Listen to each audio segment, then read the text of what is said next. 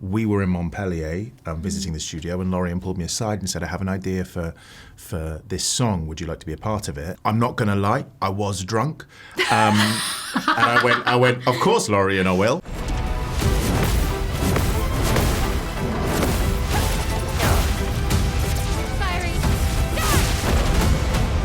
We're gonna take down the painters, just the three of us? I didn't take you for a coward. I'm not a coward. So the game is an RPG with modern graphics, and the concept of the story itself is that it takes place in the Belle Époque, France, which is the early 20th century in France, in a distorted version of Paris. And the concept of the story is that everybody in the world lives in the city called Lumière, which is an island version of Paris. And in the end of the world, you see the giant monolith with a number on it. And every year, the paintress, which is a big entity living at the bottom of the monolith, wakes up, repaints the number, and it goes down by one each year. And every time she paints this number, people of that age disappear. So people disappear younger and younger, and you are sent as an expedition to try to reach the paintress, destroy her, so she cannot paint the number down anymore. Beautifully succinct, loved it. So tell us about Sandfall. Like, how big is that team? So we are quite a small team. We are mainly based in Montpellier, in the south of France, and we are around 30 people now, which is a very small team compared to what we are trying to achieve. Yeah. So that's something that struck me from the game. Like, it is so beautiful, but with such a small team. How did you achieve that? I think it's two things mainly. Like the first, there have been some big technological breakthrough in the industry with Unreal Engine 5, MetaHuman, like some procedural generation stuff that we heavily used, even mocap and everything, that allowed us to be smart enough about the tools we use to be able to achieve that. And also, the main component is probably the team. We have, I think, an amazing team. Mostly of junior people, actually, but they are so incredibly invested in the project and talented that somehow it worked, which still makes no sense to me after all these years. But I think also another aspect of that is that everybody wears a lot of different hats. And so we all pitch in and do different parts, things that maybe outside of our traditional role. And I think that's something that the team does extraordinarily well. I mean, you wear 40,000 hats yourself. Yeah, but Jen too, when she was a writer in the beginning, then nobody was here to do the localization. Oh, I'll do it. It builds up like this. Someone needs, we need something, and someone just I'll do it. And someone's like, all right, and somebody steps up and does it. And I think that's true for the entire team. And so that's how we stretch our resources. Yeah. There's been a lot of discussion recently about the price of games off the back of Nintendo Switch 2 announcement. This game is not only going to be on Game Pass, but it's also listed for around £40 for the standard edition in the UK. How are you able to make something that looks like this so affordable? Yeah, I think it comes down to your previous question of how do you make something with a team so small? Yeah. We are not a big game, despite what it looks like. We are still a first game from a new studio based in France. We're 30 people. So we wanted to reflect that also on the pricing.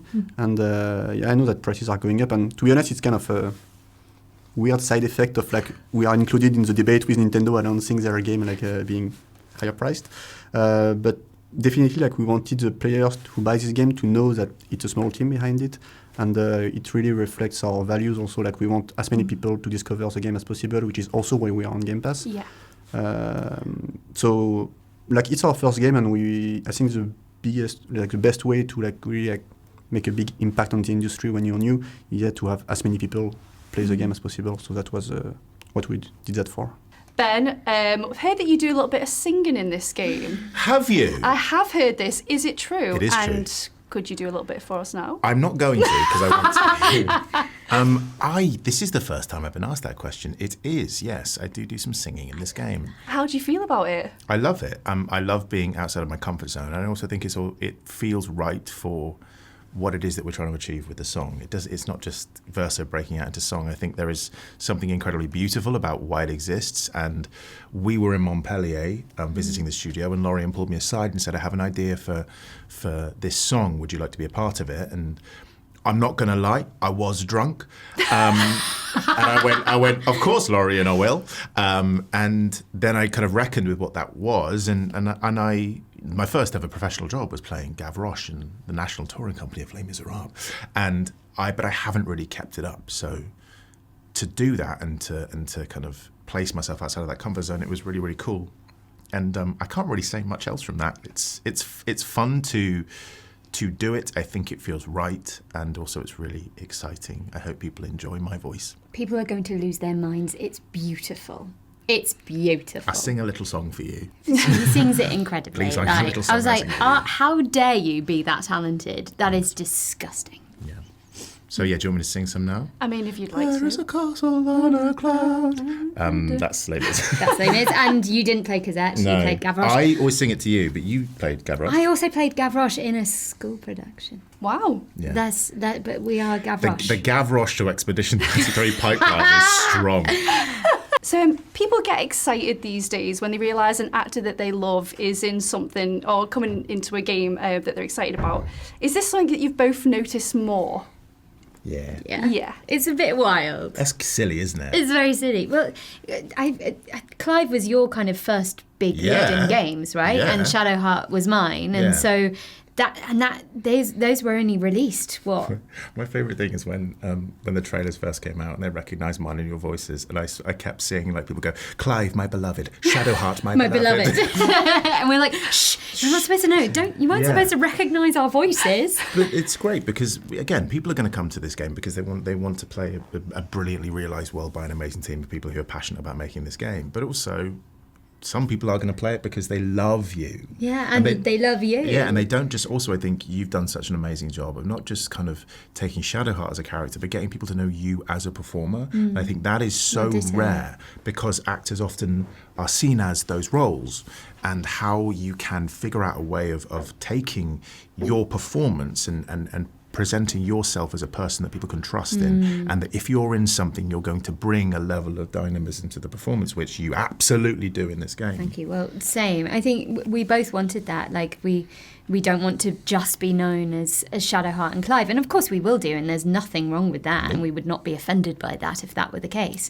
But we are reasonably cool human beings outside of that. That's why I dress up like a weird clown sometimes. So, Jen, I have to ask. So, you have said that people have told you you'd be a perfect fit for Zelda in a live action. Have they? Yes. Has there been any movement on that front? I know, but I would. That is the dream, right? Mm-hmm. I would love to play. Yeah, there we go. So people often ask you your dream roles, and I'm always like, no, I don't really have any. That's fine. Zelda.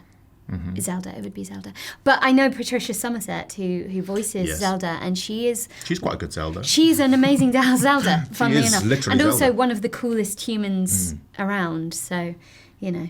But, yeah. I'm excited. I am very intrigued to see who they would cast. I've seen a lot of Hunter Schafer. I was going to being say, thrown I around. thought Hunter Schafer would be brilliant. But she's wonderful. So. I think that is such a beloved franchise, and I look forward to seeing it when it comes out. So that's your dream live-action game remake. Why not? What would your My dream Yeah, go on. action remake? Luigi. where you are the star? Which one is it? I listen. I'm already the live action version of it, but I really want to go dark and gritty. I want a proper, like almost terrifyingly psychotic film version of Balatro, and I want to take Jimbo that we've already built and make him tragic and terrifying in the same way. So yeah, That sounds awesome. I'm already living my live action dream, which is the horrific human incarnation of Jimbo. Those and photos will haunt my dreams forever. they are quite haunting. They are haunting. I forgot that I was wearing the makeup. Well, yeah, you're not looking at yourself. No.